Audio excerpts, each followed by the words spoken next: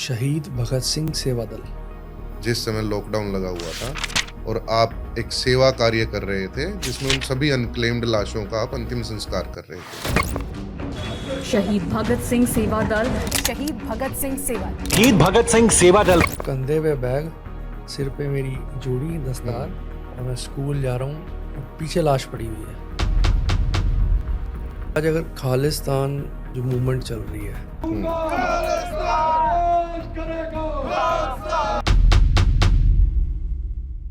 इसमें से अगर हमारा जो धार्मिक चिन्ह है खंडा साहिब है, आप ये चिन्ह अगर हटा दो, ये पूरी मूवमेंट कोलैप्स कर देगी। एक कंसेप्ट है रेडिकलाइजेशन थ्रू विक्टिमाइजेशन। भारत में सिख खतरे में, ये चाहते हैं हिंदू सिख में फसाद हो, या हिंदू बोले सिखों को, सिख को लगे यार हिंदू मेरे साथ क्या कर रहा है, हिंदू को लगे यार मेरे साथ ये सिख में भाई कहता था क्या। महाराजा रंजीत सिंह एम्पायर जो था, कैपिटल लाहौर थी, तो पहला खालिस्तान का झंडा तो फिर लाहौर में गड़ना चाहिए इसका। एक पुलिस वाला मुझे अरेस्ट करने आ रहा है, एक मुझे आके कह रहा है उल्टा पगड़ी उतार दो। मुझे ऐसा लग रहा है मैं टेररिस्ट हूँ। सिख और खालिस्तानी ये दो अलग पहचान है, और खालिस्तानियों की हरकतों से सिख भी परेशान। मुझे थ्रेट्स मेरे पास ऐसी हैं, पंजाब घुसा खत्म, वापस नहीं जाएगा। मेरे ऑफिस भी आ गए थे राइफल्स और ग्रेनेड लेके। मेरे माता पिता और मेरी, इन तीनों का गूगल से उठा के चेहरा एक ब्लू फिल्म बना दिया।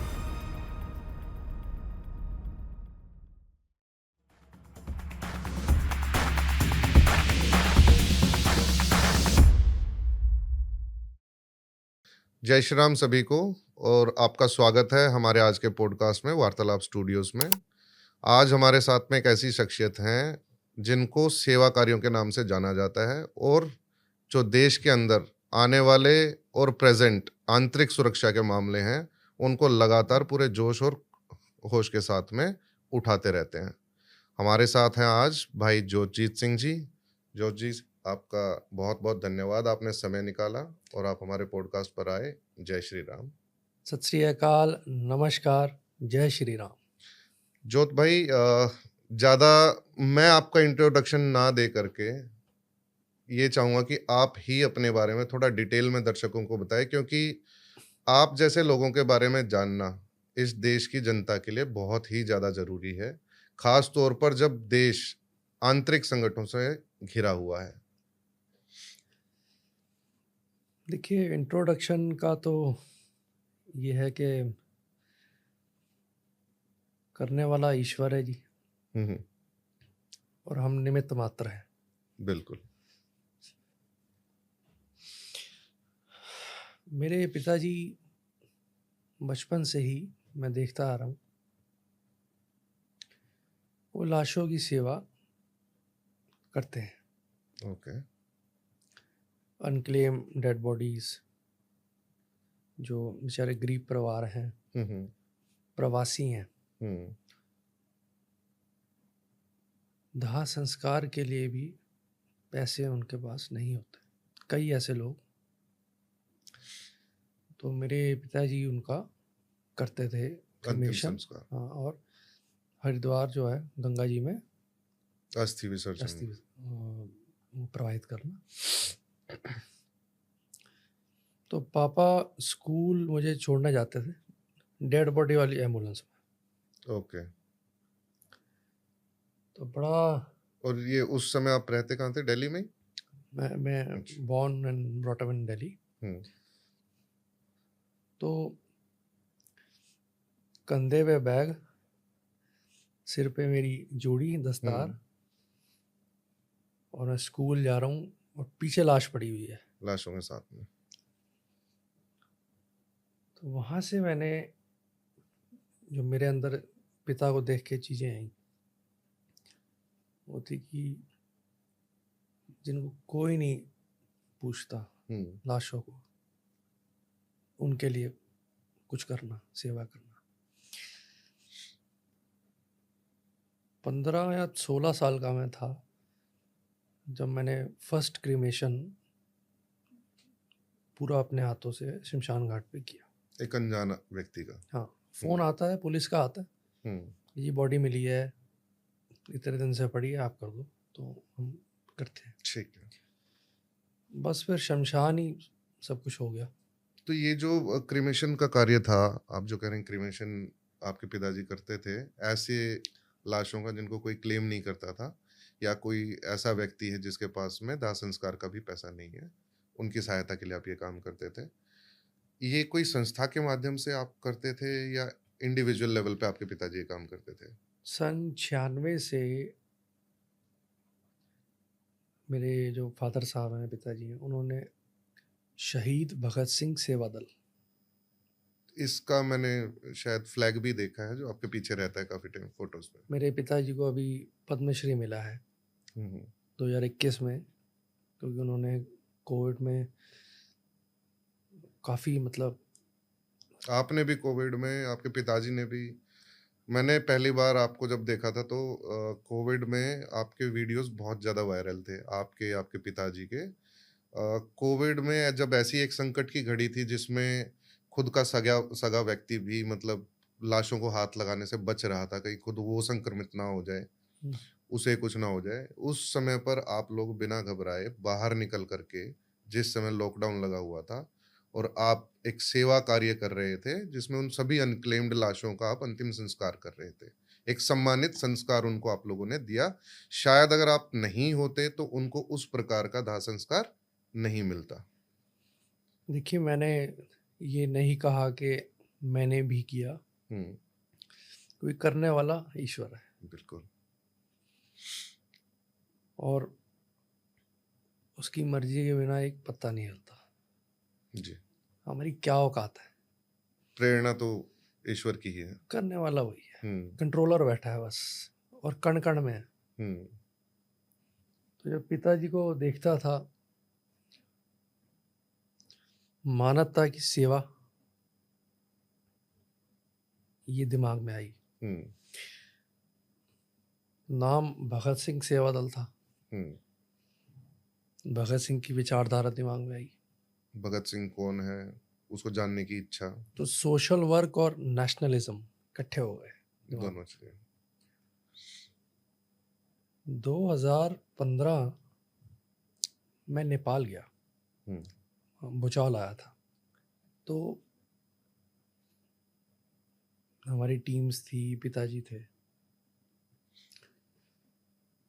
बड़ा एक बुरा मंजर देखा वहाँ, कि ऐसा डिजास्टरस लाशें, और तो हमने मास क्रीमेशन किए 80-90 एक साथ। मैं वापस आया तो मैंने कहा, पापा एक आज्ञा लेनी है आपसे। मैंने कहा, जी मैं जीवन अपना देश के लिए डेडिकेट करना चाहता हूँ, मुझे आप डिज़ास्टर मैनेजमेंट की पढ़ाई के लिए इंग्लैंड भेज दो। उन्हें लगा ये वापस नहीं आएगा, क्योंकि जो जो एक बार पंजाब से चला गया वो वापस नहीं आता। वो नहीं आता फिर। और हमारे तो आप देखते ही होंगे कि मोस्टली जितने वहाँ हैं, हर परिवार में कोई ना कोई बाहर है। भेज दिया उन्होंने विश्वास करके। वहाँ मैंने डिजास्टर मैनेजमेंट, रेडिकलाइजेशन को कैसे रोकना और कंट्रोल करना, ये सब सीखा। काउंटर टेररिज्म एक सब्जेक्ट था। डिजास्टर मैनेजमेंट का ही पार्ट था ये। डिजास्टर मैनेजमेंट ना एक बहुत वाइड फील्ड है। टेररिज्म उसका एक छोटा अंश, हिस्सा है। कहीं आज हमला हो जाए, अब जैसे अभी आप देख रहे हो बांग्लादेश में जो ये भी एक डिजास्टर जो हमारे हिंदू भाइयों के साथ हो रहा है, वो डिजास्टर है। कहने को वो टेररिज्म है, पर जब एक नंबर ऑफ पर्सन्स 3, 4, 5 से बढ़ जाते हैं, एक्सीड हो जाते हैं, तो एक डिजास्टर में काउंट होता है। इंटरनेशनल स्टैंडर्ड्स ये हैं। कॉम्प्लेक्स इमरजेंसीज, बड़ा वाइड कंसेप्ट। मल्टीपल कैजुअलिटीज हाँ। अगर हैं तो। फिर मैं वहाँ से वापस आया हम्म, और फिर बस जैसा ईश्वर का आदेश था सेवा में लग गए। तो मेरा ये रहता है कि जैसे डेड बॉडीज क्रीमेट हम्म, और जो अस्थियां हैं वो हम हफ्ते के हफ्ते माँ गंगा जी हरिद्वार जाके हम पूरे जो सनातन जो रिचुअल्स हैं उनके अकॉर्डिंग प्रभावित। अस्थि प्रवाहित करते हैं। मुझे बड़ी शांति मिलती है भाई साहब। बिल्कुल। मेरी गाड़ी में जब कलश रखे होते हैं हम्म, तो ऐसा लगता है मेरे साथ जा रहे हैं, और जब मैं गंगा जी में उनको प्रवाहित करता हूँ तो थोड़ा सा ना मैं सैड हो जाता हूँ कि ऐसा लगता है विदा कर रहा हूँ। एक अपनापन सा। कहने वाले पागल भी कहते हैं हम्म, ये सरदार लाशों के पीछे पड़ा हुआ है, ये हम्म, कहते रहे। तो कोविड में भी यही था कि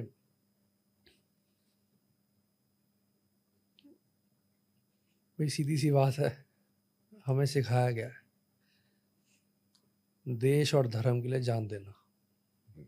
यही कारण था कि कोविड में बिना सोचे समझे कूद पड़े देश सेवा करने के लिए और ऐसे लोगों को अटेंड करने के लिए जिनको शायद कोई दूसरा अटेंड नहीं करता। सेवा ली ईश्वर ने। बिल्कुल।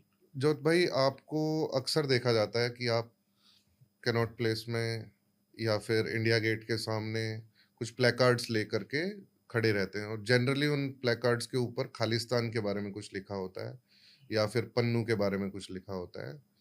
तो थोड़ा सा दर्शकों को बताइए कि खालिस्तान है क्या। आध्यात्मिक लोग थोड़ा जल्दी समझेंगे। हम्म, खालिस का मतलब है प्योर, जी। The pure shall rule. Hmm, जो हृदय का साफ व्यक्ति है वही राज करेगा। वो राज करे। हम्म, स्पिरिचुअल कंसेप्ट है ये। ठीक है। इसको जो एक सो कॉल्ड खालिस्तानी एक्सट्रीमिस्ट हैं हम्म, ये इसे ज्योग्राफिकल बना रहे हैं। Geographical and plus political also. हाँ, हाईली पॉलिटिकल। ज्योग्राफी जहाँ आएगी पॉलिटिक्स तो आएगी। हम्म, अब मैं आपको इसमें थोड़ा इंसाइट देता हूँ।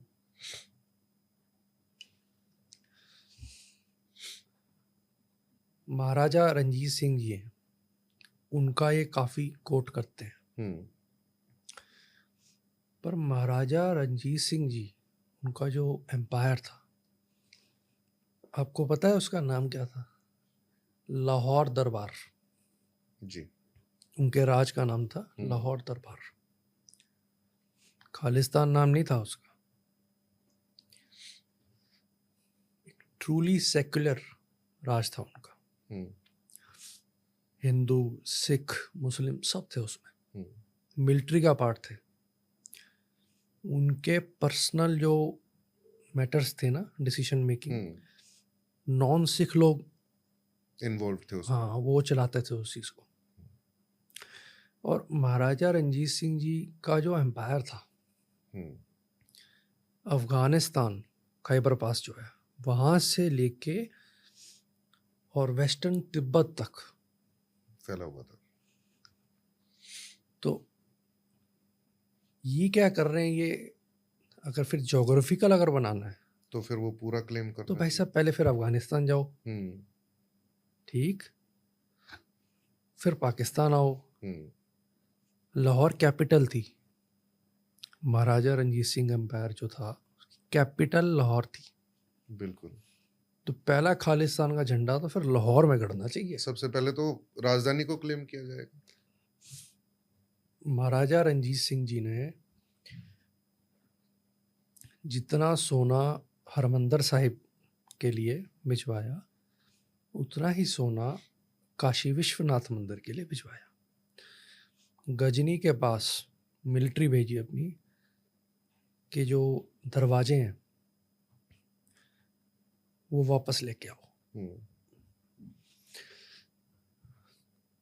आप ये देखो उनका जो राज था वो इतना सेक्युलर था, उसमें यूरोपियंस भी थे, उनकी मिलिट्री को ट्रेन करते थे यूरोपियंस। एंटी हिंदू कोई आपने उसमें, आप इतिहास उठा लो, आप नहीं देखोगे। ये उल्टा कर रहे हैं खालिस्तानी जो, ये क्या कर रहे हैं, अगर आपको रेप्लिकेट करना है मॉडल महाराजा रंजीत सिंह जी का, जी तो पहले तो जो हमारे हिंदू भाई हैं उनको इज्जत और प्यार की नज़र से आप देखना सीखो। बिल्कुल। अगर आपके मन में द्वेष है तो जो सेक्युलर एक राज बनाने का आपका है वो तो कोलैप्स हो गया। बिल्कुल। सेकेंडली, गुरु नानक देव जी महाराज, उनका जो बर्थ प्लेस है वो ननकाना साहिब, पाकिस्तान। बिल्कुल। करतारपुर साहब कहाँ है? पाकिस्तान में। आपको पता है जो करतारपुर साहब है हमारे भारत के बॉर्डर से 4.7 किलोमीटर है सिर्फ। ये खालिस्तान के नक्शे में उसे नहीं लेते, बिल्कुल।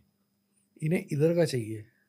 हाँ, ये कभी बात ही नहीं करते हैं। पाकिस्तान के अंदर जितनी भी चीजें, आपने लाहौर की बात की, आपने ननकाना साहिब की, करतारपुर साहिब की आपने बात की, ये दोनों इतने इम्पोर्टेंट प्लेसेस हैं सिक्की के हिसाब से अगर हम देखें, ये कभी इसकी बात ही नहीं करते हैं। ये सिर्फ बात करते हैं संयुक्त पंजाब भारत के अंदर, उसको तोड़ो। एक ना एक कंसेप्ट है रेडिकलाइजेशन थ्रू विक्टिमाइजेशन, कि विक्टिम शो करना अपने आप को, यूथ का ब्रेन वॉश करना। कहीं ना कहीं इस्लाम में भी यही है, वो भी विक्टिम कार्ड खेलते हैं सिंपैथी गेन करने के लिए। रेडिकल जो इस्लामिस्ट है, इसका एक वर्ड होता है कम्युनल फैनेटिसिज्म, फंडामेंटलिज्म। भाई साहब देखो, मैं ये तो कह सकता हूँ मेरे पिताजी बहुत अच्छे हैं, पर मैं ये नहीं कह सकता कि सिर्फ मेरे ही अच्छे हैं। बिल्कुल, दूसरों के भी हो सकते हैं। फिर तो आप द्वेष फैला रहे हो ना। बिल्कुल। आप सबका अगर सम्मान नहीं करते फेथ्स का, तो मुझे लगता है कि आप सम्मान पाने के हकदार भी नहीं है। आपने बात मेरी पूरी कर दी।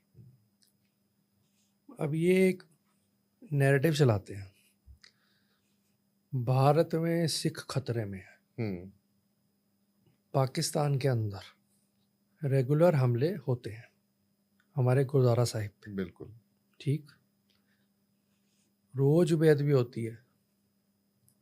पीछे आपने एक वीडियो देखा होगा, पाकिस्तानी फिल्म की एक शूटिंग चल रही थी, जूते पहन के गुरुद्वारे में चले गए शूटिंग के लिए। वो बेअदबी नहीं है? भारत होता तो, पर खालिस्तानी उस पे नहीं बोलेंगे। बिल्कुल। एक और बताता हूँ मैं आपको, इवन अफगानिस्तान में भी आप देखोगे तो अभी कुछ दिनों पहले उसी पे आ रहा था। अभी कुछ साल पहले महाराजा रंजीत सिंह जी का एक स्टैचू बना हुआ है पाकिस्तान में, एक साल में 2 बार अटैक तोड़ दिया, वेंडलाइज कर दिया, नहीं बोलते। हमारी जो सिख बच्चियां, हिंदू बच्चियां हैं वहाँ, 12 साल की है, उसका ये सर्टिफिकेट बनाते हैं, ये 18 की है। जबरदस्ती किसी बुड्ढे से निकाह करवा, हाँ, उसका निकाह करवा देते हैं। Force conversion, force kidnapping, disappear कर देते हैं वहाँ। बिल्कुल। आप सब छोड़ो, पाकिस्तान और इंडिया की सिख पॉपुलेशन कंपेयर कर लो, यहाँ बढ़िया है, वहाँ घटी है। बिल्कुल, वहाँ घटी है। और इवन आप देखोगे तो ये जो कन्वर्जन वाली समस्या है, जब पार्टीशन हुआ 1947 में, तो ऐसा नहीं है कि कोई छोटा प्रांत है पाकिस्तान का पंजाब। पंजाब एक अच्छा खासा बड़ा प्रांत है, जिसमें लगभग कुछ 9 से 11 करोड़ के आसपास पंजाबी थे, सरदार थे, सिख थे। उन सब ने लास्ट में कन्वर्जन किया। ये अफगानिस्तान आपने नाम लिया था, अभी पीछे आपने देखा हो गुरुद्वारा साहिब में जो वहाँ पे संगत पाठ कर रही है, महाराज का कोई नाम जप रहा है, कोई गुरु ग्रंथ साहिब महाराज की हजूरी जी, बम ब्लास्ट वहाँ पे हो गया।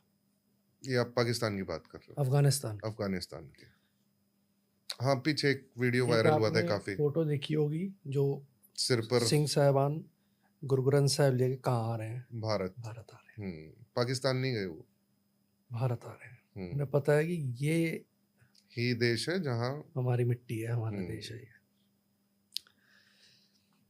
जहाँ गुरुद्वारे सेफ नहीं, बच्चियां सेफ नहीं, ऐसे पाकिस्तान अफगानिस्तान को तो गले लगाते हैं खालिस्तानी। भारत से वैर है इनको। जबकि भारत ने तो सिख प्रधानमंत्री भी दिया, भारत में सिखों का सब सम्मान भी करते हैं। इतने क्रांतिकारी भारत के अंदर आप देखोगे तो वो सिख समाज से हुए। अब वही बात है, देखो भगत सिंह जी ने बम भी फोड़े पार्लियामेंट में, पर मंशा क्या थी? चोट ना लगे किसी को। ठीक, ये बंदा मार देते हैं मिनट में। बिल्कुल, ये ऐसा बैठा था, ये ऐसा बैठ गया, कर दो काम। ऐसे थोड़ा ना होता है यार। और इसमें एक और इंटरेस्टिंग चीज है कि भगत सिंह ने तो सबको अपनी आवाज सुनाने के लिए बम ब्लास्ट किया, जिसमें उन्होंने ये भी इंश्योर किया किसी को कोई दिक्कत ना हो, हानि ना पहुंचे। ये बंदा मार देते हैं, फिर भी सिमरनजीत सिंह मान जैसे लोग भगत सिंह जैसे देशभक्त को, क्रांतिकारी को टेररिस्ट बता देते हैं। ठीक कह रहे हो। आपको शायद पता होगा, जिनकी आपने अभी बात बोली, उनके जो पूर्वज थे, उन्होंने जनरल डायर को सरोपा डाला था गुरुद्वारा साहब में। बट इस वर्ड को थोड़ा सा समझाइए, सरोपा डाला मीनिंग क्या है, ताकि सभी लोग समझ पाए। सम्मान दिया था अच्छा, गुरुद्वारे के अंदर जनरल डायर को, जिसने जलियांवाला बाग जिसने का कांड कराया। तो ये कितने आप देख सकते हैं, ये क्या इनका हिस्ट्री है।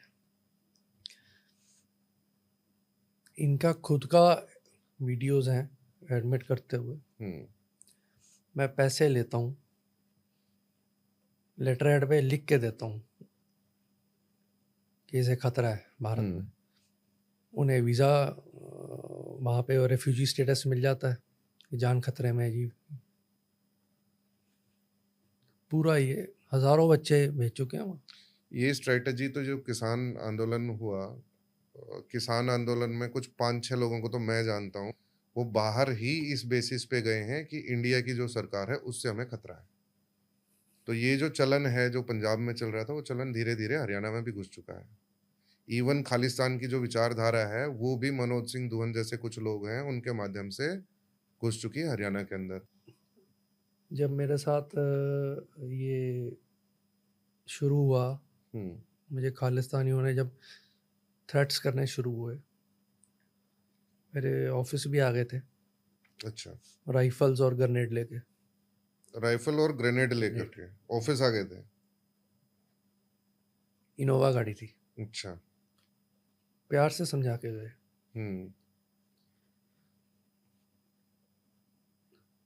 6 महीने में अंडरग्राउंड रहा।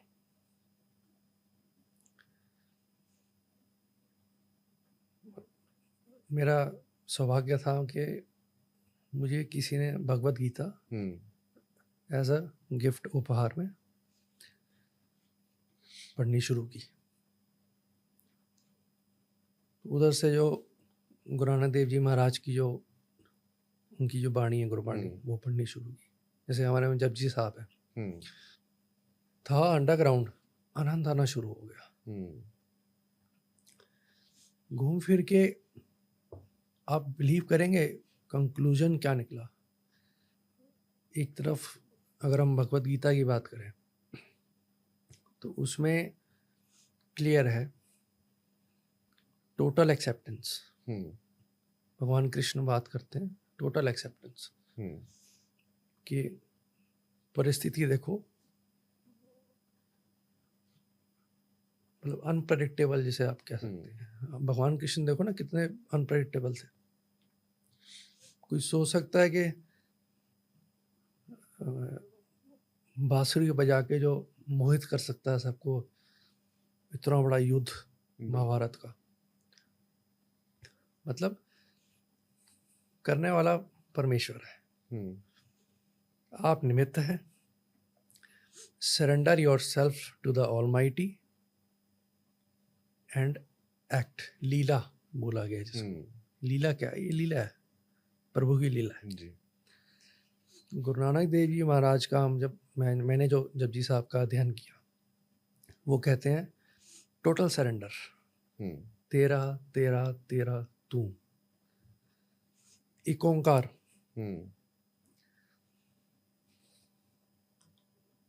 एक ओंकार का एक ज्योत है, एक ज्योत से ही सारी चीजें मैनिफेस्ट हो रही हैं। सोर्स एक ही है, सोर्स एक है, सब वहीं से आ रहा है। इट इज, मैंने जो पढ़ा था कि अनमैनिफेस्टेड फॉर्म से मैनिफेस्टेड फॉर्म, मैनिफेस्टेड से जो अध्यात्म है ना, ये बियॉन्ड साइंस है, ये तो बट ऑब्वियस है। तो जब सब एक है,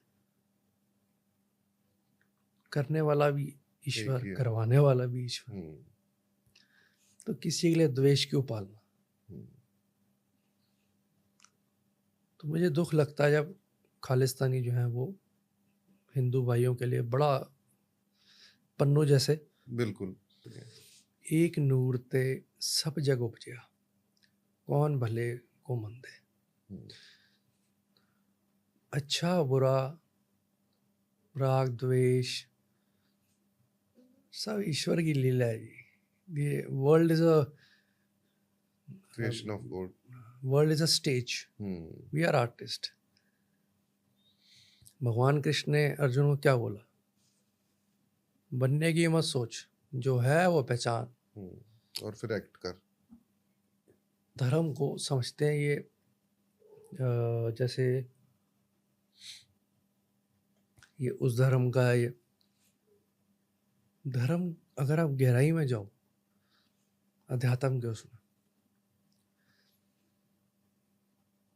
जो आपकी प्रवृत्ति होती है, योर इंट्रिंसिक नेचर, वो आपका धर्म है। आग का धर्म क्या है?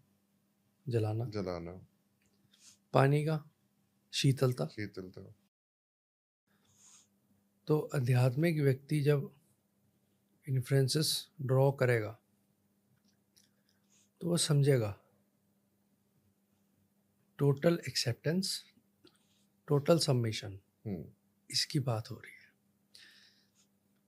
ईश्वर को आप सरेंडर कर रहे हो, ईश्वर आपसे जो करवा रहा है वो आप कर रहे हो। सिंपल, इसमें कोई, मुझसे एक प्रश्न पूछते हैं लोग कि जब सब में आप वो है, मैं कहता हूँ ना कि एक स्टेज ऐसी आती है अध्यात्म के, उसमें आपको सब में ईश्वर दिखने लगता है। भगत और भगवान में फर्क नहीं रह जाता। बिल्कुल, सागर की बूंद सागर में विलीन हो गई।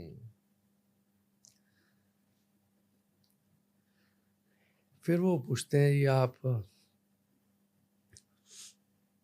एक समुदाय विशेष को लेके आप थोड़ा सा ज्यादा इंक्लाइंड हो। नहीं, आप एक समुदाय विशेष को क्रिटिसाइज करते हो, विशेष समुदाय को क्रिटिसाइज करते हो, और आप जो सनातनी हैं, जो हमारे हिंदू भाई हैं, हिंदू हैं। उनको बड़ा आप मतलब सपोर्ट करते हो। तो मेरा ये जवाब होता है, गिव रिस्पेक्ट, टेक ठीक रिस्पेक्ट। है। मैं ऐसे एनवायरनमेंट में पला बड़ा हूँ, हिंदू सिख आपस में रिश्ते बटे हुए हैं, हम्म, ठीक है।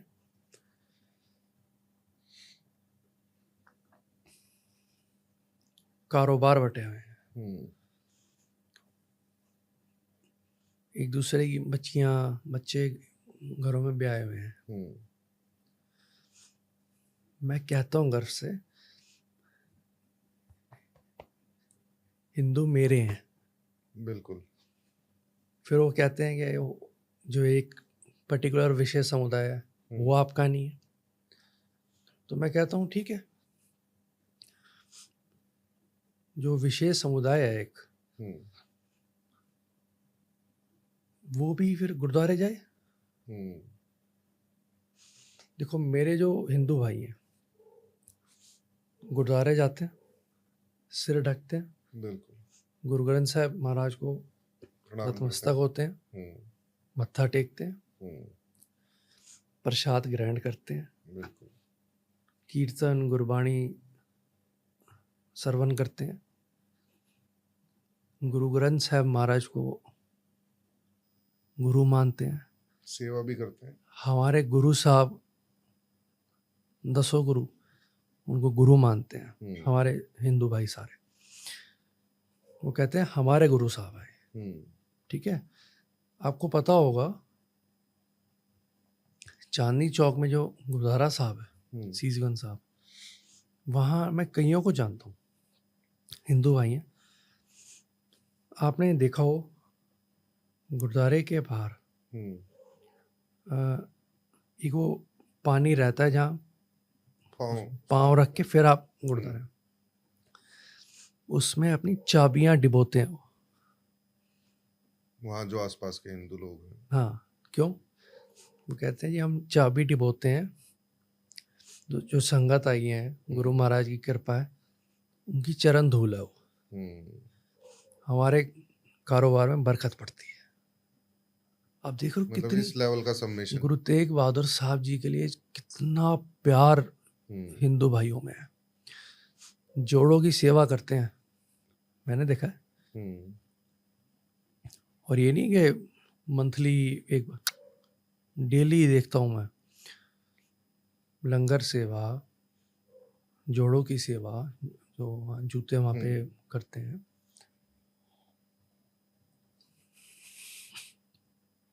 इसके अलावा कोई घर में नई चीज आई, अरदास कराते हैं, भाई जी आते हैं या वो गुरुद्वारे,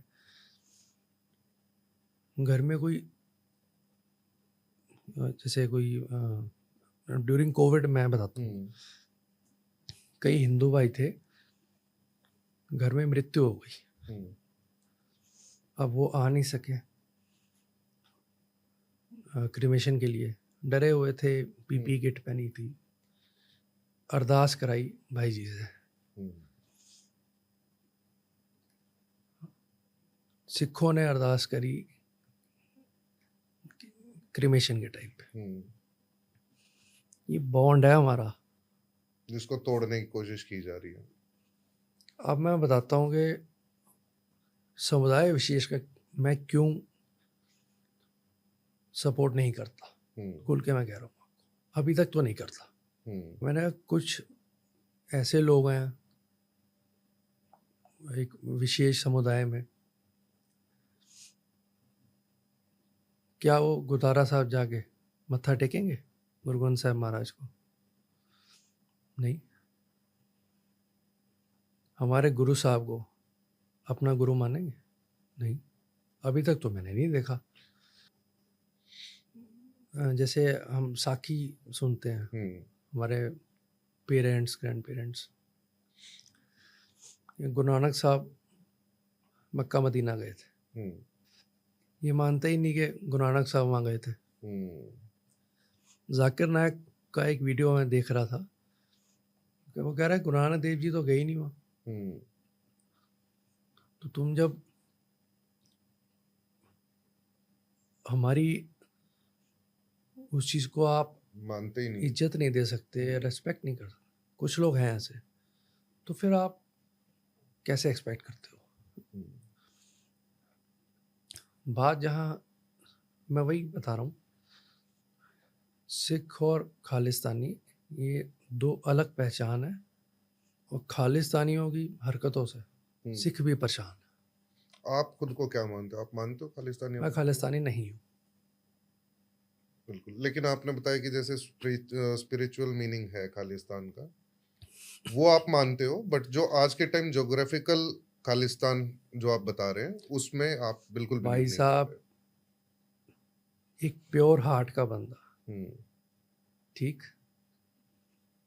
वो जहाँ राज करेगा वहाँ सबके लिए खालिस्तान अच्छा ही होगा। अरे वहाँ खालिस्तान वहाँ बन खालिस्तान, जाएगा यार, बिल्कुल, वो सबके लिए अच्छा होगा। स्पिरिचुअल लेवल पे। अब ये क्या कर रहे हैं? आपको एक बात बताऊंगा भाई साहब, आप महाराजा रंजीत सिंह जी, पूरे उनके राज के दौरान एक व्यक्ति को भी डेथ पेनल्टी नहीं दी गई। और ये क्या करते हैं? कनिष्का बॉम्बिंग सुनी होगी आपने। 1985 में खालिस्तानियों ने, जो एक्सट्रीमिस्ट थे, प्लेन के अंदर विस्फोट कर दिया, बॉम्ब ब्लास्ट कर दिया। 329 लोग मर गए उसमें, ठीक। 33 सिख थे, 33 सिख थे, 268 कैनेडियन थे, इनोसेंट जिनकी कोई गलती कुछ नहीं। 30 या 35 ब्रिटिशर्स भी थे। इंडियन केवल मेरे ख्याल 20-25 थे उसमें, ऐसा कुछ था, मुझे प्रॉपर अभी ध्यान नहीं है। जिनके राज में डेथ पेनल्टी तक नहीं दी गई कभी, इतनी दया और सेक्युलर वहाँ उनका था। मिनटों में आप बंदा मार देते हो यार। बिल्कुल, बेअदबी के नाम पे तो आजकल ये घटनाएं सर और भी ज्यादा बढ़ गई है। मेरे साथ तो जो जो हो रहा है ना, मैं मतलब आप बिलीव करिए, 2 साल पहले, 2-2.5 साल पहले से ये सिलसिला शुरू हुआ।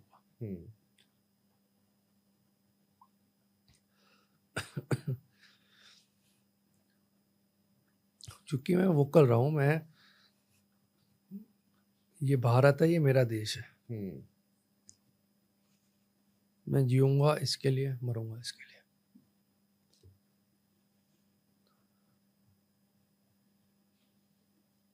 जब मैं खालिस्तान के खिलाफ बोला तो मुझे थ्रेट्स आने शुरू हो गए बहुत। मेरे पास अभी जो फाइल पड़ी है, ये करीब करीब 550-600 पेज है। और ये थ्रेट्स मतलब इंडिया के अंदर से आ रहे थे या नहीं, बाहर से? इंटरनेशनल थ्रेट्स थे। आप ये समझो, सिख फॉर जस्टिस जो है वो पन्नू, दल खालसा एक, आपका एक बैंड चैनल है टीवी करके कुछ, इंटरनेशनल चैनल है, एक उसमी करके है, एक बब्बर खालसा है। बब्बर खालसा। तो 6 महीने तो भाई साहब मैं अंडरग्राउंड रहा। अब भी नाउ एंड देन मैं, आप बिलीव करेंगे, आज भी डेड बॉडी का क्रीमेशन या अस्थियां ले जाता हूँ, छुप के ले जाता हूँ। तो ये जो मतलब थ्रेट्स आ रहे हैं, ये अभी भी आ रहे हैं या मतलब बंद हो गए हैं? अभी भी आ गए होंगे बैठे बैठे। तो और आप बिलीव करेंगे, नेक्सस कहाँ पता लगता है पाकिस्तानी और खालिस्तानी का? एक जगजीत सिंह चौहान व्यक्ति था, उसने 1971 में खालिस्तान का डिक्लेयर कर दिया, ये खालिस्तान खालिस्तान। और न्यूयॉर्क टाइम्स में एक विज्ञापन दिया उसने। उसके पैसे किसने दिए था पता? पाकिस्तान। पाकिस्तान की जो एम्बेसी थी वहाँ पे, हाई कमीशन था, उन्होंने पैसे दिए। आप ये देखो, एक मतलब आप कोई भी इनका उठा लो जो खालिस्तानी है, कनेक्शन पीछे कहीं ना कहीं पाकिस्तान पाकिस्तान से का मिलेगा। जुड़ेगा। और कर क्यों रहे हैं? ताकि इंडिया को इंटरनली डिस्टेबलाइज कर सके। अगर आप स्पिरिचुअल नहीं, ज्योग्राफिकल खालिस्तान बोल रहे हो, आपने बना लिए, चलो हाइपोथेटिकल। अब हम डेली सिख अरदास करते हैं, अरदास में हम ये कहते हैं कि जिन गुरुद्वारों को हमसे पंथ से बिछोड़ा गया है, उनके खुले दर्शन दीदार बख्शो, ऐसा अरदास पंजाबी में मैं आपको हिंदी में बता रहा हूँ। जैसे ननकाना साहब है, पंजा साहब गुरुद्वारा साहब है, हम कहाँ हम लोग को दर्शन वहाँ होते हैं नहीं इजीली, कहाँ मतलब आप समझ ही रहे हैं सब। तो एक अरदास का हिस्सा है ताकि भूले भी ना उसको, कि जो बिछड़ गए हैं गुरु घर हमसे, गुरुद्वारा साहब, वो वापस। अरे हम भी तो दर्शन करें गुरु नानक साहब के। बिल्कुल, आने वाली किस्मत पीढ़ियों को वाले भी होते पता हैं। हो।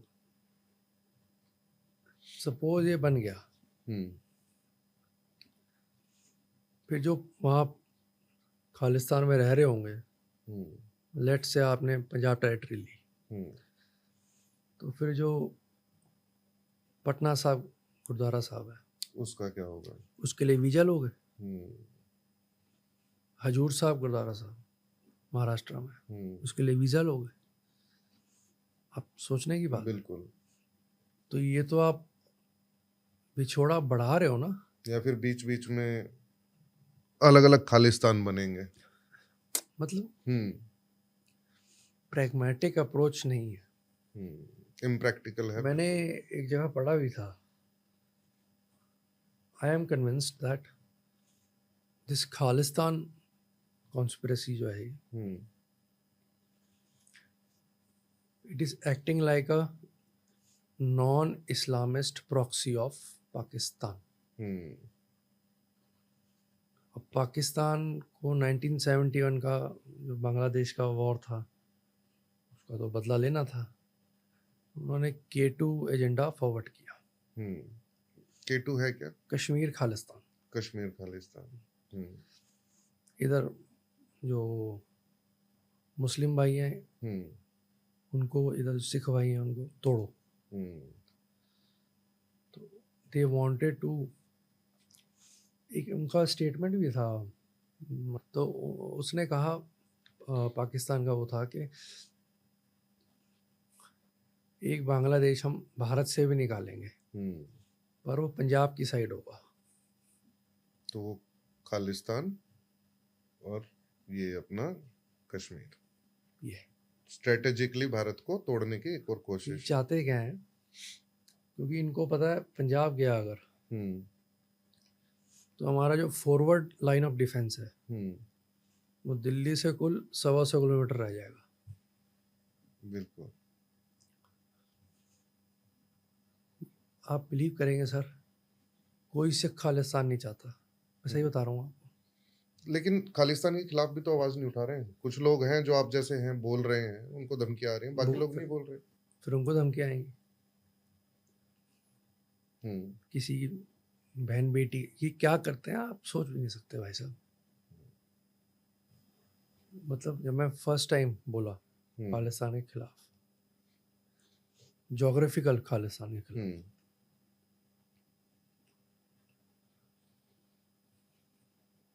मेरे मदर फादर, मेरे माता पिता और मेरी, हम तीनों का गूगल से उठा के चेहरा एक ब्लू फिल्म बना दी उन्होंने।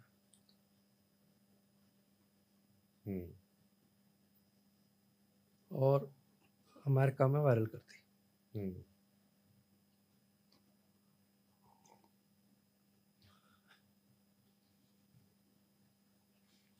न्यू जर्सी में न्यू जर्सी का नंबर था वो, जिससे मुझे पहले थ्रेट्स आए और बाद में वो वीडियो। बता गए तेरी और तेरे खानदान की वीडियो वायरल कर रहे हैं ब्लू फिल्म बना के। अभी तक पड़ा है मेरे पास, होगा तो दिखा दूंगा।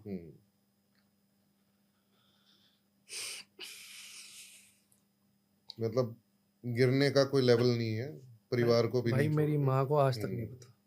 हम्म, अब पता लगेगा तो मैं क्या दूंगा, ईश्वर ने बुलवा दिया होगा भैया, मैं जो आ रहा है मैं बोल रहा हूँ। बिल्कुल। मेरे ये हालात हैं, मतलब अंडरग्राउंड मेरे लिए डेली लाइफ हो गया, समझ लो आप ये चीज़ है। खुल के मैं कहीं जा नहीं सकता। मेरा बड़ा दिल करता है हरमंदिर साहब, दरबार साहब मत्था टेक। एक नॉर्मल आदमी की तरह घूम सको बाहर। मैं ज़्यादा बोल नहीं रहा, मेरे निकल आएंगे। मैं 2 साल हो गए भाई, मैं अपने गुरुद्वारा साहब मत्था टेकने नहीं जा पाया, अपने ही देश में। और आगे भाई पता नहीं कब जा पाऊँ। तो मतलब ऐसा नहीं लगता खुद के देश में बंधकों की तरह रहना पड़ रहा है, और वो भी सिर्फ देश हित की बात करने के लिए?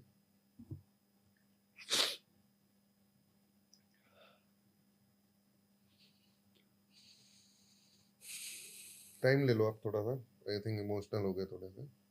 मतलब मैं 2 साल मुझे हो गए, मैं नहीं, क्योंकि मुझे थ्रेट्स मेरे पास ऐसी हैं, पंजाब घुसा खत्म, वापस नहीं जाएगा। तो इस पे सरकार कुछ एक्शन नहीं लेती? अरे यार कहाँ लेती है यार।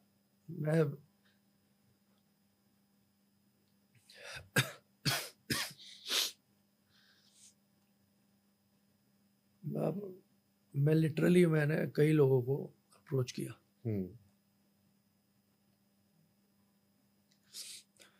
मैंने कहा भाई गुरुद्वारे जाने लायक तो कर दो यार, इतना हेल्प दो। मैं ऑन रिकॉर्ड ये बात कह रहा हूँ भाई, किसी ऑर्गेनाइजेशन, किसी एजेंसी, ग्रुप, किसी ने भाई कोई साथ नहीं दिया आज तक। दिल्ली में भी आप गुरुद्वारे नहीं जा सकते? दिल्ली में तो मैं चला जाता हूँ, लेकिन पंजाब के लिए तो बिल्कुल पंजाब ही का माहौल threat है। खराब है।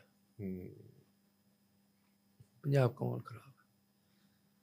पूरे इंडिया में सिख है सर, उनके वो बिजनेस कर रहे हैं, जॉब कर रहे हैं, टैक्स भर रहे हैं, लंगर चला रहे हैं, लाशें उठा रहे हैं गरीबों की,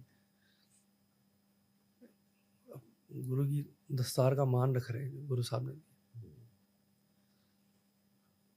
कुछ जो ये लोग हैं ना, ये खालिस्तानी, इनका किया पूरी कम्युनिटी भुगतती है भाई साहब। वो सबको बदनामी झेलनी पड़ती है। जो अब मैं आपको एक बात बताता हूँ, पंजाब में महाराजा रणजीत सिंह जी का जो एम्पायर था, उसमें जो एक मजहबी होते हैं, मजहबी वीर होते हैं, हमारे भाई होते हैं, और दलित सिख भी होते हैं। महाराजा रणजीत सिंह जी पूरा उनको रिप्रेजेंटेशन देते थे। आप इतिहास पढ़िए। आज पंजाब कन्वर्ट क्यों हो रहा है, पंजाब में आज कन्वर्जन क्यों बढ़ रहा है? दलित सिखों के तो मेरे ख्याल से शमशान घाट भी अलग नहीं, पर ये मेरा आपसे सवाल है, क्या लगता है आपको? कन्वर्जन पंजाब में, एक तो जो मेन विचारधारा थी सिखिज्म की, उससे दूर चला जाना। दूसरा, खालिस्तान की विचारधारा, खास तौर पर जो अब सत्ता परिवर्तन हुआ है उसके बाद एकदम से दोबारा से पोषित हो गई है और वो एक्टिविटीज एकदम आ गई हैं। थर्ड रीजन ये है कि सिख ज्यादातर, जो खास करके युवा है पंजाब में, खुद ही इंटरेस्टेड नहीं है। उनका मेन गोल आज के टाइम पे ये हो गया कि उनको पढ़ने के लिए बाहर जाना है, बाहर सेटल होना है। पंजाब की चिंता है ही नहीं। 4 पगड़ीधारी क्रिश्चियन बनाए जा रहे हैं भाई साहब। वर्ल्ड का आई थिंक सेकंड और थर्ड लार्जेस्ट चर्च जालंधर में बन रहा है। 4 चीजें भाई, हम्म। ड्रग्स, प्रो खालिस्तान एक्सट्रीमिज्म, हम्म। कन्वर्जन हम्म। और कनाडा का वीजा। बिल्कुल। इनसे ग्रस्त है आज पंजाब। कन्वर्जन का मेन कारण बताऊं आपको भाई साहब, हम्म। जो थोड़े से बैकवर्ड में हमारे जो वीर हैं वहाँ, हम्म। भाई हैं हमारे, उसमें चाहे मजहबी भी हैं और हम्म। डिस्क्रिमिनेशन होता है उनके साथ। हमारा कंसेप्ट ही यही है, इक्वालिटी। आप देखते हो लंगर में सब बैठ करके ही खाते हैं एक साथ। पर मजहबी सिख हों या दलित सिख हों या वैसे भी जो मजहबी भाई हैं, दलित भाई हैं, पंजाब में बड़ा एक एटीट्यूड सा ही नहीं है। ये प्यार, सम्मान और ऑब्वियसली फाइनेंशियल बेनिफिट के लिए कन्वर्ट हो जाता हैं। सबसे बड़ा खतरा पता है क्या है भाई? कन्वर्ट होने के बाद नाम चेंज नहीं कर रहे, नाम चेंज नहीं कर रहे हैं, पगड़ी पहन रहे हैं। उसका क्या हो रहा है? कभी सेंसस होगा तो ये रिकॉर्ड में क्रिश्चियन नहीं है। सिखों की संख्या तो घटेगी नहीं, वो तो एज इट इज रहेगी, जबकि नीचे नीचे कन्वर्जन चल रहा है। पगड़ी पहन के सारा पंजाब के अंदर तुम खुलेआम आप कन्वर्ट कर रहे हो यार। सत्यानाश कर दिया पंजाब का। वो प्यार, वार्मथ, रिस्पेक्ट अगर जो हमारे थोड़े से पिछड़े वर्ग हैं उनको दी जाती तो शायद कन्वर्ट नहीं होता। सेम इशू हिंदुओं में भी है।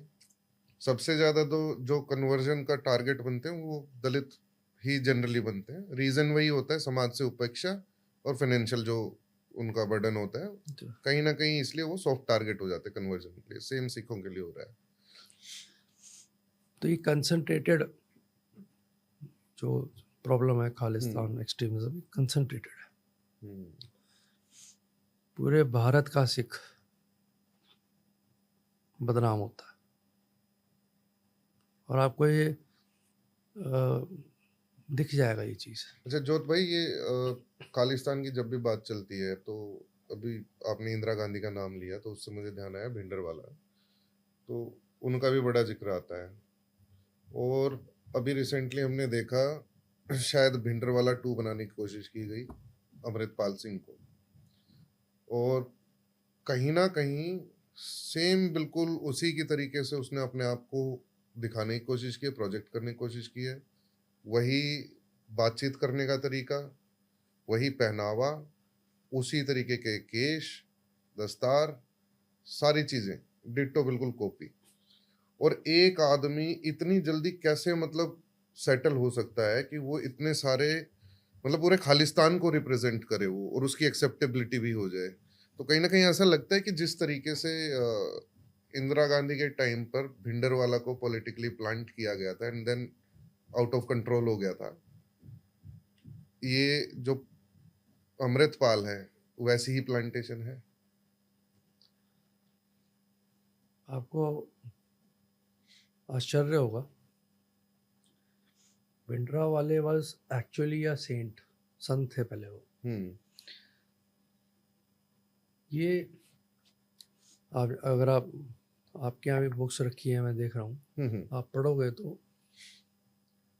ये सब इंदिरा गांधी और संजय गांधी और ज्ञानी जैल सिंह, 3 लोग थे। इन्होंने, इनका वो एक कमलनाथ है ना, उनका एक जगह आया भी था, उन्होंने कहीं शायद कुलदीप नायर की एक बुक में उन्होंने लिखा है कमलनाथ ने ऐसा बोला कि हमने चूज किया है।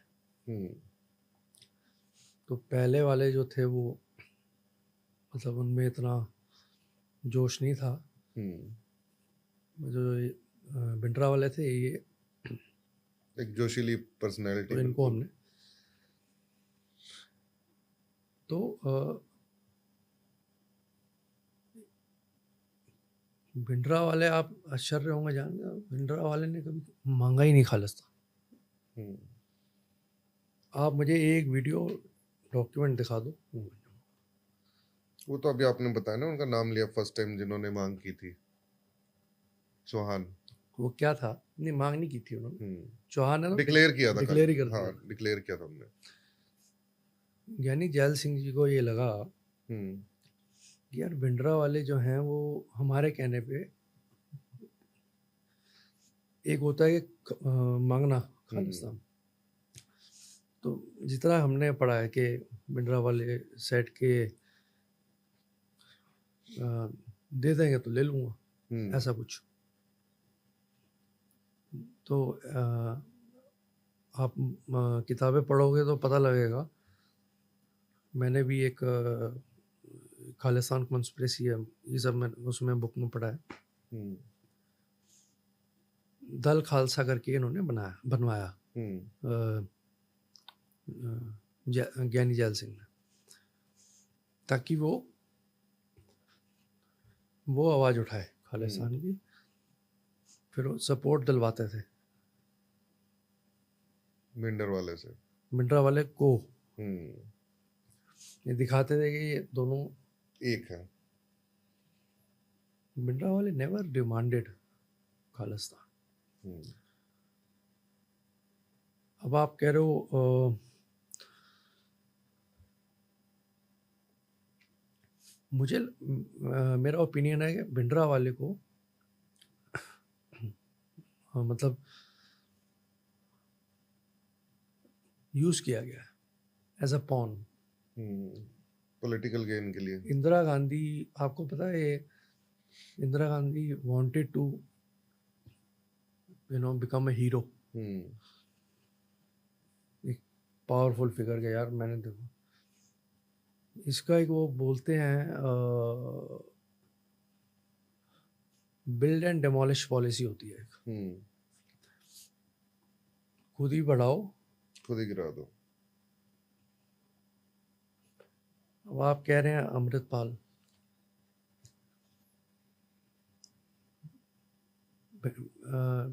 as far as I have read,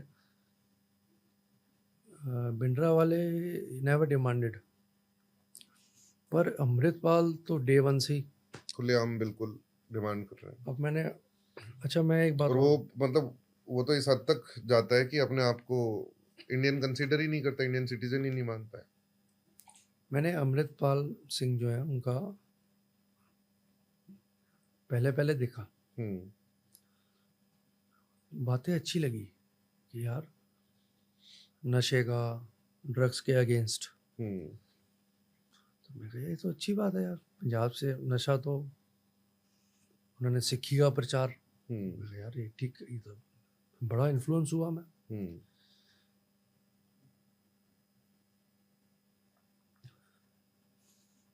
पर जब मैंने सुना कि ओपनली वो खालिस्तान की बात कर रहे हैं, मैंने कहा यार ये तो समझ नहीं आया। तो मैंने उनकी सारा मैंने पढ़ा, कहाँ क्या, तो मुझे समझ में आया भाई साहब। जैसे खालिस्तानी हमारा जो एक पवित्र निशान है खंडा साहब, धार्मिक चिन्ह है वो, ठीक है, वो गुरुद्वारे पे लगता है। उसका मतलब है भूखे को खाना मिलेगा, शरण मिलेगी, देख के सेफ्टी महसूस। निशान साहब लगा होता तो मतलब दूर से ही दिखाई दे जाता है, गुरुद्वारा साहब है, आत्मा भी तृप्त होगी, पेट भी पेट भी तृप्त होगा। किसकी परमिशन से ये हमारे धार्मिक चिन्ह को अपनी मूवमेंट के लिए, खालिस्तान मूवमेंट के लिए यूज कर रहे हैं। अब क्या हो रहा है, इन्होंने कुछ किया, कोई कांड कर दिया, झंडे पे खंडा है, इंटरनेशनल लॉबी। और यहाँ भी जैसे आप साउथ में ले लो, साउथ इंडिया जो है, वो खंडा देख के उनको ये लगता है कि अच्छा ये खंडा साहब माने सिख, ठीक है, माने लंगर, सेवा, सुरक्षा, न्याय, ये चीजें।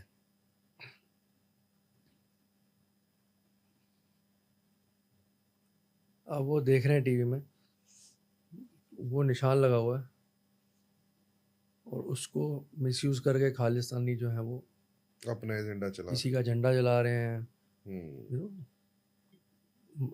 हाथ उठा रहे हैं, मार रहे हैं, ये चीजें। तो वो पूरा जो बदनामी होती है पूरी सिख कौम की है उसमें, तो उसमें जनरलाइज हो जाता है। अब आप देखो ना कि एक इनसिक्योरिटी का वो आ जाता है। मैंने महसूस किया भाई, फर्क पड़ रहा है। अब किस तरीके का फर्क, पॉजिटिव या नेगेटिव?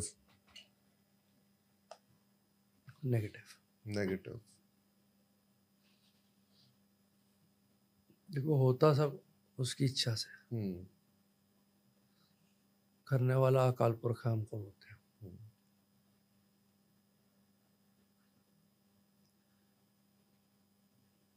कुछ जगह ये हिंदू सिख अब हो गया है शुरू, जो डिवाइड है वो भाई मेरा दिल रोता है, ज्यादा हो गया डिवाइड। अब हो रहा है। मतलब मैंने ऐसा फील किया है कि जो आंखें पहले रिस्पेक्ट में उठती थी ना, वो अब थोड़ा सा वो सस्पिशन में उठती है। हमने तो कुछ नहीं किया भाई। एक ऑर्डिनरी जो सिख है, जो कंट्रीब्यूट कर रहा है देश की इकोनॉमी में, अपना काम धंधा कर रहा है, देश विरोधी नहीं है, देश की बात करता है, वो भी इन जैसे लोगों की वजह से बदनाम है, वो भी शक के दायरे में है। जैसे हमारे में ना, जैसे बड़ा वो होता है, जैसे रामगढ़िया सिख हैं, भापा सिख हैं, ऐसा प्रोफेशन के बेस पे चलता आ रहा है।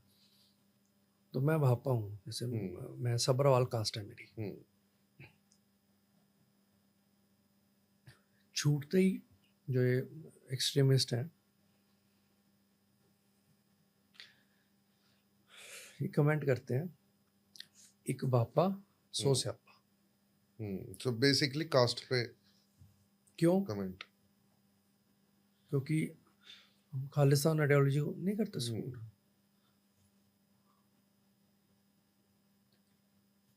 इंडिया में कहीं चले जाओ, किसी सिख को पकड़ लो,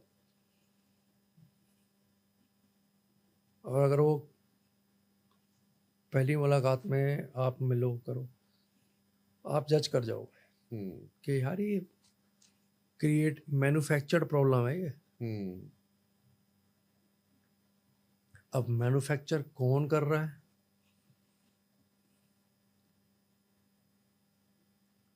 इंटरनेशनल हाथ है इसमें बड़ा तगड़ा। इंटरनेशनल की बात कर रहे हो तो मेरे ध्यान में नाम आता है पन्नू का, गुरपतवंत सिंह पन्नू। ये भारत में कुछ भी हो तो उसको भड़काने के लिए, मतलब आग में घी डालने का काम करता है। पीछे G20 की बैठक हुई थी भारत में, उस समय भी इसने लोगों को मोटिवेट किया था, कुछ डॉलर्स का लालच दिया था कि जो भी उसको, मतलब इंडिया की बेइज्जती कराने से मतलब है, बंद करवा देगा उसको मैं इतने डॉलर दूंगा। लोगों ने, कुछ सिखों को पकड़ा भी गया था, लोगों ने दीवारों पे, कुछ मेट्रो स्टेशंस पे एंटी इंडियन कुछ लिखा भी था इस तरीके का। तो ये कभी धमकी दे देता है कि इतनी तारीख से इतनी तारीख तक कोई भी सिख भाई ट्रैवल ना करे किसी खास एयरलाइंस के अंदर, नाम लेकर के इसने बोला था। रिसेंट वीडियो आया था इसका एक, एयर इंडिया। Air India. इसका मतलब सिख भाइयों को ट्रैवल नहीं करना है ताकि दूसरों को टारगेट किया जा सके। ये भावना हिंदू और सिखों में नहीं है, ये फैला रहे हैं बाहर बैठे हुए लोग। आपने ना एक बड़ा एक कॉन्स्पिरेसी उजागर की है। मैं बताता हूँ कैसे। ये सरेआम कहता है, देखो मैंने बताया महाराजा रणजीत सिंह जी में एम्पायर में हिंदू मुस्लिम सिख सब बराबर थे, ठीक है। ये छूटते ही कहता है पन्नू, पहली बात शक्ल देखी आपने इसकी? हाँ, दाढ़ी कटी हुई। मैं आपके यहाँ से बोल रहा हूँ वार्तालाप से, 1 लाख का नाम दूंगा, पहले 50,000 था। इसकी एक पगड़ी वाली फोटो दे दो मुझे। सिखों को भड़का रहा है, खुद सिखी को फॉलो नहीं करता। पगड़ी तू रखता नहीं, दाढ़ी तेरी कटी है। जो सिख अपने अगर ब्लेड लगवा ले यहाँ, केश कटवा लिए जिसने, सिख रह गया वो। अब आयो खालिस्तानी, 90% खालिस्तान जो खालिस्तान कर रहे हैं, ना केश रखे होते ना दाढ़ी रखी होती। आप कनाडा के कितने भी वीडियो उठा के देखो, 90% कह रहे हो, मैं तो कह रहा हूँ 99% वो यूथ है जो ना केश रखता ना दाढ़ी रखता है। तो फिर क्या है? अब इसने जैसे एयर इंडिया का किया, ये रेडिकलाइजेशन थ्रू विक्टिमाइजेशन, मैंने शुरुआत में बात हुई। होता क्या है, ये चाहते हैं, जैसे ये बोला कि हिंदू कनाडा छोड़ के चले जाए, पन्नू ने कहा था ये भारत जाओ, ठीक। ये चाहते हैं हिंदू सिख में फसाद हो, या हिंदू बोले सिखों को निकलो यहाँ, तुम भारत से जाओ। Then victimisation. फिर क्या होगा? फिर सिखों को ये चाहता है कि हिंदू सिख में टेंशन बढ़े, कॉन्फ्लिक्ट क्रिएट हो। फिर सिख को लगे यार हिंदू मेरे साथ क्या कर रहा है, हिंदू को लगे यार मेरे साथ ये सिख में भाई कहता था क्या कर रहा है, टेंशन आ गई। लड़ाने वाला बाहर बैठा हुआ है, दोनों कम्युनिटी। आगे सुनो।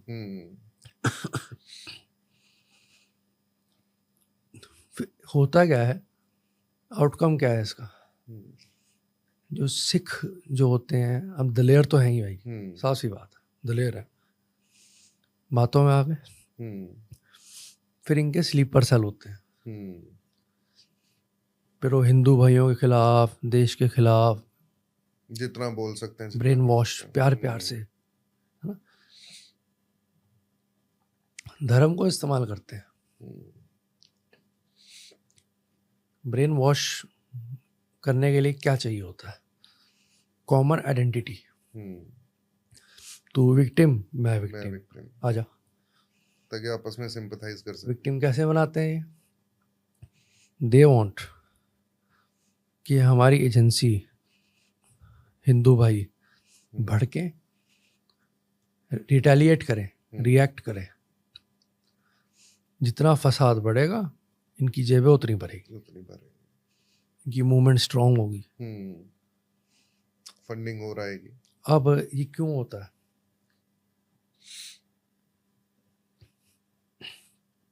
अगर आज पन्नू पूरे साल में 20, 30, 50 बच्चों को ब्रेन वॉश कर लेगा, कोई कांड करा के इमोशनल सिंपैथी लेके ये 1000 को कर देते हैं। मास रेडिकलाइजेशन प्रोसेस।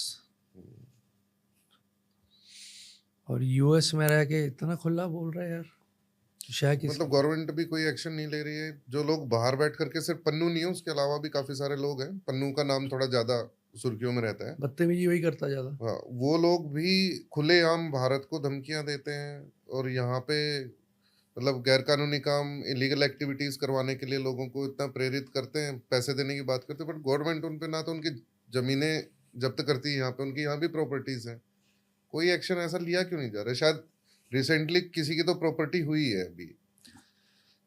2019 में ये पन्नू ने एक खालिस्तान का मैप प्रपोज किया, ठीक है। उसमें सब दिखाया, हिमाचल, हरियाणा, पंजाब, सॉरी दिल्ली, पाकिस्तान नहीं दिखाया इसने। तोड़ना सिर्फ हिंदुस्तान को है ना। तो मुझे लगता है कि सिखों को गुमराह कर रहा है, गुमराह यूथ का नुकसान कर रहा है बहुत। गुमराह कर भी रहा है, और जोत भाई साफ और खुले तौर पे दिखाई भी देने लगा है, ग्राउंड पे रिजल्ट आने लगे हैं इसके। रिसेंट मैं आपकी काट रहा हूँ। देखो आज मुझे ईश्वर ने बुद्धि दी है, मैं इंग्लैंड से पढ़ा हूँ, ग्रंथों की स्टडी करता हूँ, मेरा सौभाग्य है। मैं समझता हूँ कि ये हिंदू सिख है नहीं, कराया जा रहा है, बनाया जा रहा है इसको। जो थोड़ा लोअर क्लास या कम एजुकेटेड है, उनको क्या लगता है सही कहता है वो, हमारे साथ ये हो रहा है, फिर अकाउंट में 50,000 डालो, किसी को मरवा दो। बिल्कुल ये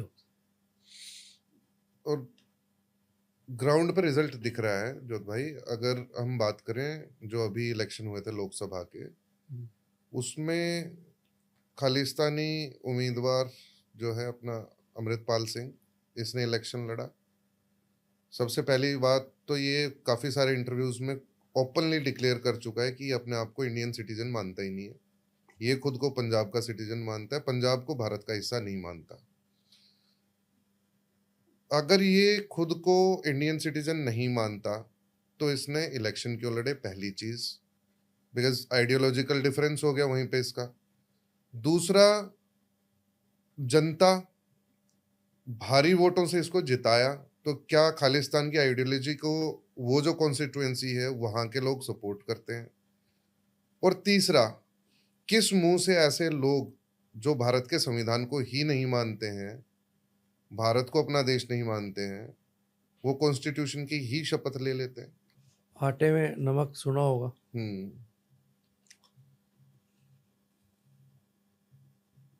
आजकल ना एक ट्रेंड चल पड़ा है, जो एक्सट्रीमिस्ट हैं खालिस्तानी, ये क्या करते हैं, 4 बात बोलेंगे, 3 बातें नशा छुड़वाना है जी, ये सब, फिर सिक्खी का ये प्रचार करते हैं। दोनों चीज़ें अच्छी हैं। तीसरा कि जी बड़ा मतलब सोशल, मतलब बोलना सोशल उस पे कि यार ऐसा है वैसा है, और तो बेसिकली एक्सेप्टेबिलिटी क्रिएट हो जाती है समाज में। पब्लिक के दिमाग में चला गया कि यार आदमी तो अच्छा है, सिखों के लिए आवाज उठा रहा है।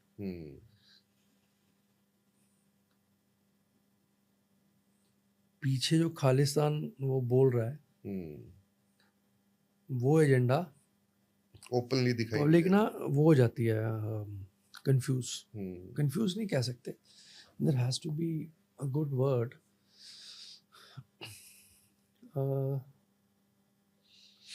Identity crisis I can say. Sikhi के नाम पे वोट लेके काम खालिस्तान का करते हैं, खालिस्तान मूवमेंट का, मतलब धर्म को भी यूज कर लेते हैं। एक साल में एमपी बन गया आगे। यही तो सबसे बड़ा क्वेश्चन है, कैसे इतनी जल्दी एक आदमी बाहर से आया, यहाँ सेटल हुआ, लोगों के बीच उसकी इतनी जबरदस्त एक्सेप्टेबिलिटी, उसके बाद इलेक्शन लड़ना, इलेक्शन में इतनी बढ़िया विक्ट्री, मतलब सारा सब कुछ प्लांटेड है, ऐसा लगता है देखने में। जो जेन्युइन विक्टिम्स हैं उनको बहका के, खुद को विक्टिम पोर्ट्रे करके या धार्मिक बातें करके खुद को सेवियर दिखाना। पब्लिक को ये ऐसा करते हैं कि एक्सेप्टेबिलिटी जो आपने कहा ये वो है। और पब्लिक इसमें फिर क्या पब्लिक क्या करती है, यू नो, कि चल यार हमारी बात कर रहा है, हमारे धर्म की बात कर रहा है ना, एक आध चीज़ वो इग्नोर कर देते हैं। जीतने के बाद फिर ये क्या करते हैं, वो 3 चीज़ें छोड़ देते हैं, अपना जो असल मुद्दा है खालिस्तान उठा लेते हैं। देखिए, जनता ने लोकतंत्र में वोट दिया है, एक भारत के संविधान सिस्टम के तहत दिया है। ड्रग्स के खिलाफ और सामाजिक जो मुद्दे हैं उनके खिलाफ और कुछ पंथिक इश्यूज हैं उनको सपोर्ट करने के लिए दिया है। ये खालिस्तान के लिए वोट नहीं मिला है, ऑनेस्टली स्पीकिंग। तो बेसिकली आप ये कह रहे हैं सेंटीमेंट बस एक कि लोगों को एक तरीके से ये पंजाब को बचाएगा, ऐसा सेंटीमेंट, वो सेंटीमेंट के थ्रू दिया है। लोगों ने खालिस्तान को सपोर्ट नहीं किया है, खालिस्तान को पैकेज ही इस तरीके से किया गया कि वो लोगों को दिखाई नहीं दे रहा है। जो एक्सप्लिसिट व्यू है उसके अंदर सिर्फ जो समाज के अंदर जो मुद्दे हैं वो मीठी टॉफी drugs, के अंदर गोली है, बस ये समझ लो।